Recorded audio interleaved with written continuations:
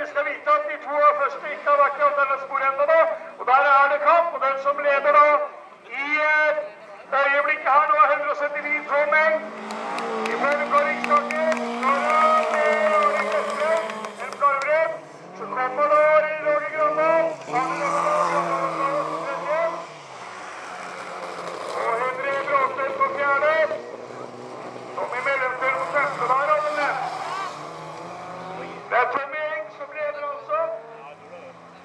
Har faktisk fått en ganske god luke her nå. Jeg tror det kan bli langt frem også for Roger Grandal. Det blir det, garantert. Dette har Tom Eng i sin hule. Tom Eng for oss. Veien går Riksdagen. En runde igjen her nå. Jages da fortsatt og inn i alternativsporet. Der! Og Vesterhaug har vært der, ja! Vesterhaug har vært der! Der Tom Eng kommer foran.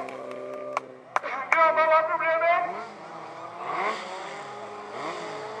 Og får stopp. Og da er det Tom Eng. Ja, Vesterhaug var farlig nærme der.